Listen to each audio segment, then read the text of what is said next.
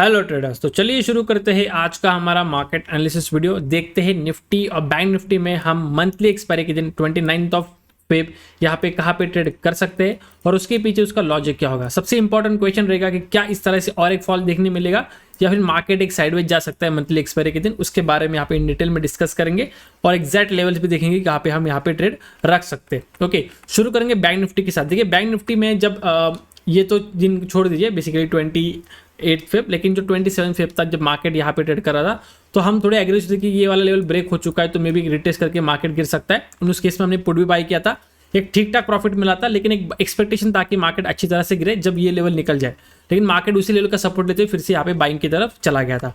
आज मार्केट ने क्या किया, मॉर्निंग में यस यहाँ पे एक छोटा सा ब्रेकआउट के बाद जब क्लोज हुआ था, मॉर्निंग में कंटिन्यूशन देने का नाटक करने के बाद यहाँ पे ठीक ठाक मोमेंटम दिया। लाइव ट्रेडिंग में हमने यहाँ पे कॉल बाई किया, कॉल बाइंग के हिसाब से हमें वहाँ पे ठीक ठाक प्रॉफिट भी मिला, लेकिन उसके बाद एक रिवर्सल आ गया। नहीं, रिवर्सल काफ़ी शार्प था और मैंने सेशन क्लोज करने से पहले भी कहा था कि 46,550 से लेके 500 ये लेवल को हमें वॉच करना है। उसके नीचे निकलेगा तो हम पुट के लिए प्लान करेंगे।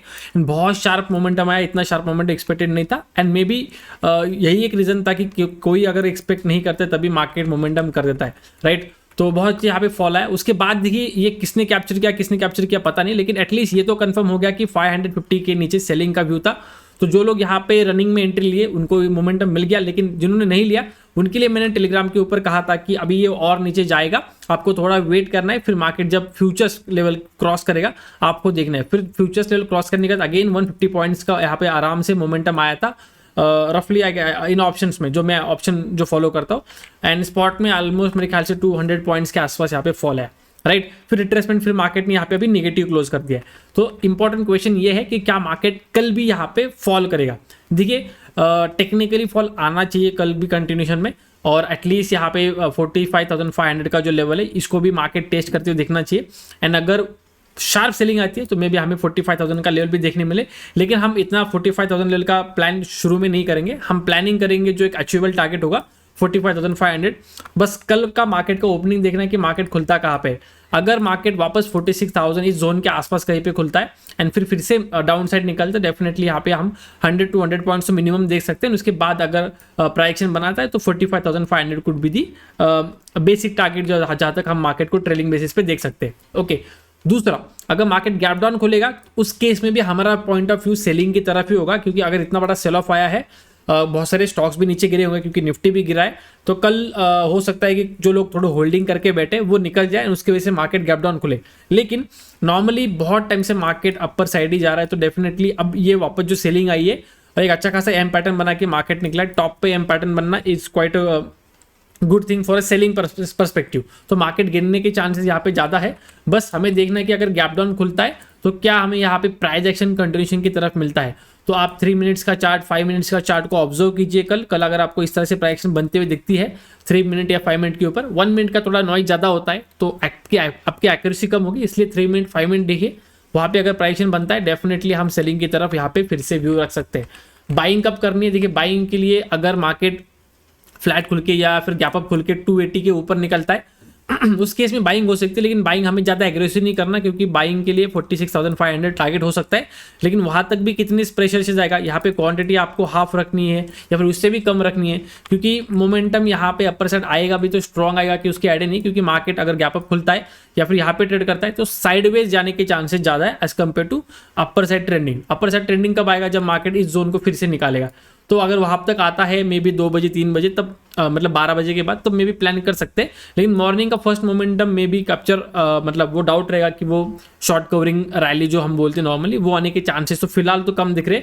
कल अगर ऐसा कुछ बनते हुए दिखता है चार्ट्स के ऊपर तो डेफिनेटली लाइव सेशन में हम उसको कवर करेंगे, एंड अगर नहीं होता है लाइव सेशन तब तक खत्म हो चुका रहेगा, तो प्रॉफिट जो लॉस जो कुछ हम करके बैठे रहेंगे। तो डेफिनेटली फिर टेलीग्राम चैनल के ऊपर भी वहाँ पे मैं आपको अपडेट कर दूंगा कौन से लेवल्स के ऊपर किस तरह से देखा जा सकता है। अब बात करते हैं निफ्टी की, जो कि सबसे इंपॉर्टेंट रहेगा, क्योंकि निफ्टी ने देखिए बैंक निफ्टी ने सॉर्ट ऑफ एम पैटर्न बनाया, राइट, और अभी बैंक निफ्टी ब्रेक डाउन करके कुछ इस तरह से लोअर लेवल्स के आसपास चल रहा है।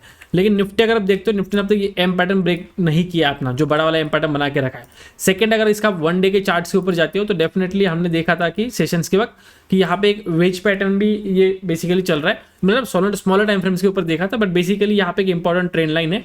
तो अगर आप देखते हो लास्ट जो ये कैंडल आई थी बेसिकली ये आज की जो रेड कैंडल है, इसने ये जो 2 दिन थे इनको एनगल्फ किया, बस एनगल्फ। जो मॉर्निंग में जब कैंडल बन रही थी वन डे के चार्ट के ऊपर, तब मैंने बोला था कि चांसेस है अगर मार्केट नीचे आता तो एक एनगल्फिंग कैंडल देखने मिले, राइट, और वैसा ही हुआ है। अब हमारे लिए इंपॉर्टेंट है ये वाला कैंडल, क्योंकि अगर 1 वीक का चार्ट भी यहाँ पे ओपन करके देखते हो तो 1 वीक का आप क्या देखते हो, 1 वीक में क्या हुआ है मार्केट में यहाँ पे एक रेंज बनाई थी, ब्रेकआउट होने का कोशिश किया, नेक्स्ट कैंडल अभी नीचे आ रही है, तो नेक्स्ट कैंडल अगर 21,880 या फिर 875 के नीचे आती है, जो कि इसका लो है 875, आप यहाँ पे नोट डाउन कर सकते हो लेवल 875, राइट। तो अगर उसके नीचे आता है तो डेफिनेटली फॉल कंटिन्यूशन होने के चांसेस बढ़ जाएंगे। इसके पहले बहुत बार मार्केट ने सेलिंग का ट्राई किया, लेकिन मार्केट फिर से ऊपर आया है, तो ये एक अच्छा एंगल भी यहाँ पे मार्केट बना के चल रहा है, जो एक सेलिंग के लिए एंगल बेसिकली हम जिसे कहते हैं।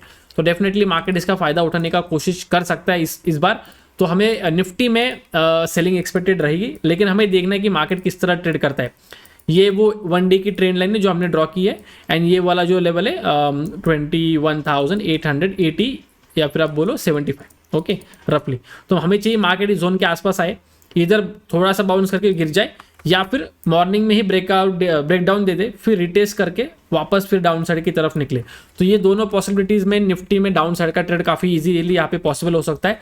बाइंग की तरफ अगेन कॉन्फिडेंस नहीं रहेगा, अगर मार्केट इस तरह से जाता है तो मे बी एक अपर लेवल्स के आने के बाद ही थोड़ा सा प्लानिंग किया जा सकता है विद सम कॉन्फिडेंस, क्योंकि अब जब लोअर लेवल से अपर साइड की तरफ निकलेगा तब स्कैल्पिंग विल्पिंग हो सकती है, लेकिन एक होल्डिंग में बैठे रहने का with small target and like small stop loss and good target के लिए वो कॉन्फिडेंस नहीं आएगा, वो कॉन्फिडेंस फिलहाल सेलिंग में आएगा। तो मार्केट गिर रहा है तो प्रायोरिटी हमें सेलिंग की तरफ ही रखनी है, ना कि बाइंग की तरफ। जिस तरफ मार्केट होता है उसी तरफ का यहाँ पे प्रायोरिटी हमेशा रखना है। सेंटीमेंट अभी नेगेटिव हो चुके हैं, इतने दिन मार्केट सेंटीमेंट पॉजिटिव थे, लेकिन जब ये वाला दिन चल रहा था बैंक निफ्टी का, तभी बेसिकली ये ब्रेकडाउन होने के बाद हमारा फिक्स हो गया था कि मार्केट का सेंटीमेंट अभी नेगेटिव है। तो उस बेसिस पे हम प्लान कर रहे थे कि थोड़ा एग्रेसिव सेलिंग का कुछ चांस मिलता है तो ले लेंगे, क्योंकि फॉल हो सकता है। मार्केट ने फॉल दिया लेकिन उस दिन अच्छा बड़ा मोमेंटम नहीं दिया, लेकिन आज डेफिनेटली दिया है। तो डेफिनेटली अब कंफर्म यहाँ पे सेंटीमेंट्स नेगेटिव हो चुके हैं, बस फॉलो थ्रू मिलेगा। मार्केट अगर इसी तरह से नीचे जाएगा तो डेफिनेटली ट्रेंडिंग मूव और अभी भी पॉसिबल है, बस लेवल्स को फॉलो कीजिए। अगर इस बीच में यहाँ पे ट्रेड करता है तो वो फॉलो थ्रू नहीं है, वो बेसिकली मार्केट साइडवेज ट्रेड कर रहा है, और यहाँ पे मंथली एक्सपायरी है, तो उसी केस में मार्केट उधर ही ट्रेड करते हुए पूरा उसका क्लोजिंग दे सकता है। तो वो चीज़ आपको ध्यान में रखनी है, बस मंथली एक्सपायरी एक बड़ा 0 मिलेगा, इस हिसाब से नहीं सोचना है, क्योंकि एक अच्छा खासा स्पाइक ऑलरेडी आज आ चुका है, लेकिन चांस से कल भी वो मोमेंटम कंटिन्यू रहेगा, क्योंकि यहाँ पे अभी एक थोड़ा डर का माहौल बन चुका है, राइट। जो लोग होल्डिंग करके बैठे लॉन्ग टर्म मार्केट में, उनके लिए भी एक थोड़ा सा वो सिनेरियो है, तो उस केस में हमें थोड़ा सेलिंग देखने मिल सकता है, ओके। तो वो चीज़ बस ध्यान रखनी है, एंड मिलते हैं कल के लाइव स्ट्रीम में, वहाँ पे मोर इन डिटेल में डिस्कस करेंगे कौन से लेवल के ऊपर हम किस तरह ट्रेड प्लान करेंगे विद सम लॉजिक, ओके। तो आज के लिए बस इतना ही, मिलते हैं नेक्स्ट वीडियो में। Till then good bye, thank you so much for watching.